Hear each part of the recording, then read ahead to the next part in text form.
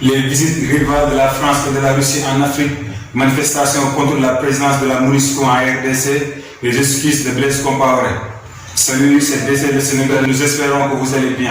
Bienvenue dans l'Afrique Débriefing qui soulève et commente les actualités indispensables du continent africain du lundi au dimanche. On commence à la une par la manifestation contre la présence de MONUSCO en RDC. Le lundi 25 juillet à Goma, des centaines de personnes ont appelé au départ de la MONUSCO. La mission onusienne des Nations Unies est présente depuis 22 ans en République démocratique du Congo. Cet appel a manifesté contre l'inefficacité de la force onusienne qui compte plus de 15 000 casques bleus a été fortement suivi par la population. Les manifestants ont accusé les casques bleus d'être inefficaces dans la lutte contre les groupes armés locaux et étrangers qui ensanglantent la partie orientale de la RDC depuis 3 décennies. Ils ont appelé au départ immédiat de la mission et ont lancé la semaine dernière une campagne intitulée Zéro MONUSCO.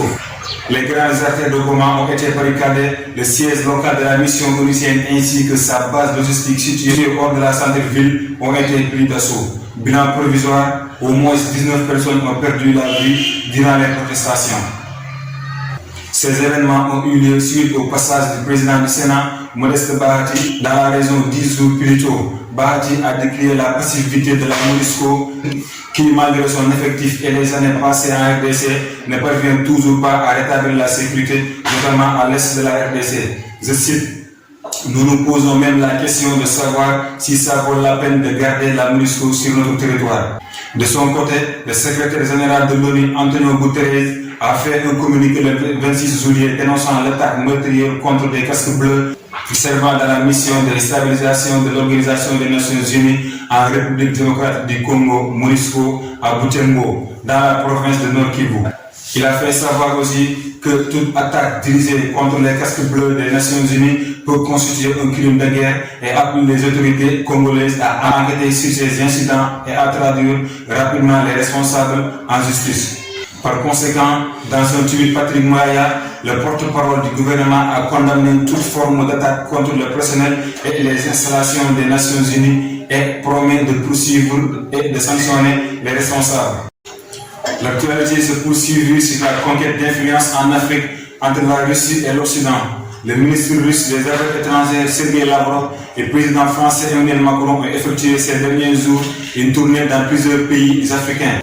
Le ministre russe des Affaires étrangères, Sergei Lavrov, a entamé le samedi 23 juillet une tournée africaine de 5 jours pour tenter de renforcer l'influence de la Russie sur le continent dans un contexte de confrontation avec l'Occident et de fortes inquiétudes autour des perturbations des chaînes d'approvisionnement mondiales consécutives à la guerre en Ukraine. En Égypte, première étape de sa tournée, le chef de la diplomatie russe a rencontré le président Abdel Fattah. Il a aussi rassuré à cette occasion les responsables égyptiens quant au risque d'insécurité alimentaire en Afrique. Je cite, nous avons confirmé l'engagement des exportateurs russes des produits céréaliers à respecter toutes leurs obligations. Il a également rejeté les accusations selon lesquelles Moscou serait à l'origine de la crise alimentaire mondiale. Au Congo, Lavrov a eu des entretiens en tête-à-tête ce lundi avec le président congolais Denis Sassou Nguesso, qui a affirmé à maintes reprises ces derniers mois que son pays est neutre dans le conflit qui oppose Moscou à Kiev et plaidé pour une résolution pacifique de ces différends. Le chef de diplomate russe a salué la place de l'Afrique dans le contexte géopolitique actuel. Il a dit, je cite, aujourd'hui, les États africains jouent un rôle de plus en plus important dans la politique et l'économie globale. Après Brazzaville, le chef de la diplomatie russe s'est rendu en Ouganda et en Éthiopie. De son côté, Emmanuel Macron achève ce jeudi une tournée africaine qu'il a menée du Cameroun à la Guinée-Bissau en passant par le Bénin. Le président français, qui a fait de l'Afrique une priorité diplomatique, a voulu porter la voix de la France sur de nombreux sujets. En effet, Emmanuel Macron cherche à raviver l'image de la France depuis plusieurs années. Le Quai d'Orsay s'inquiète du sentiment anti-français qui se développe dans certaines régions du continent au profit de l'influence grandissante de la Russie et de la Chine. Sur le plan économique, l'exemple du Cameroun est flagrant. Les entreprises françaises, qui sont environ 200, ne pèsent plus qu'environ 10% de l'économie du pays, contre 40% dans les années 1990. À Yaoundé, capitale du Cameroun, Et première étape du voyage, Emmanuel Macron a dénoncé mardi l'hypocrisie observée en particulier sur le continent africain consistant à ne pas reconnaître clairement l'agression unilatérale de la Russie envers l'Ukraine, car nombreux pays africains, Cameroun inclus, n'ont pas condamné l'invasion russe de l'Ukraine, une neutralité qui peut s'expliquer par des liens de dépendance alimentaire et sécuritaire avec la Russie. Depuis le Bénin, le président français a accusé mercredi la Russie d'être une dernière puissance impériale coloniale après avoir lancé une guerre territoriale en Ukraine, dénonçant une présence hybride de la Russie en Afrique, notamment à travers la présence du groupe paramilitaire Wagner.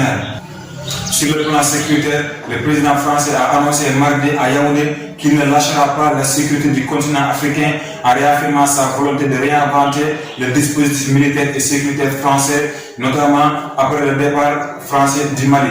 Concernant le passé, le président Macron a demandé ce mardi au Palais de l'Unité à des historiens de faire la lumière sur l'action de la France pendant la colonisation et après l'indépendance du Cameroun. Il a aussi restitué au Bénin 26 œuvres pilées en 1892 par les troupes coloniales françaises. On continue en Algérie. Alger a levé le zèle sur le commerce extérieur avec Madrid.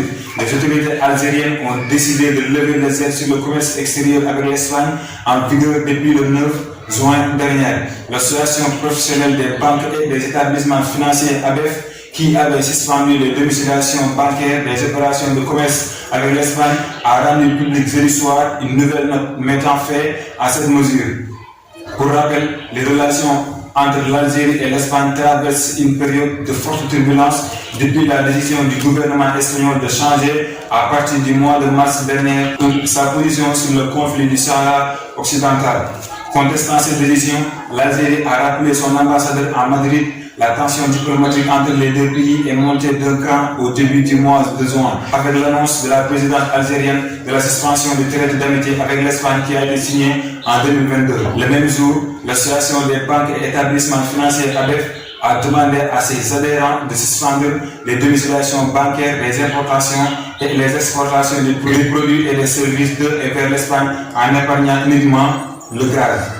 L'actualité continue au Burkina. Les excuses de Blaise Compaoré à la famille de l'ancien président assassiné Thomas Sankara.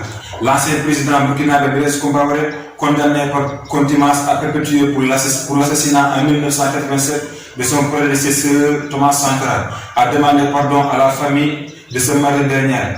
Dans un message à ses compatriotes, il a dit, je cite, « Je demande pardon au Burkinabé pour tous les actes que j'ai pu commettre durant mon magistère, plus particulièrement à la famille de mon frère et ami Thomas Sankara », indique ce message lu par le porte-parole du gouvernement burkinabé Lionel Binigo. En avril, Compaoré a été condamné par contumace à la prison à perpétuité pour son rôle dans cet assassinat.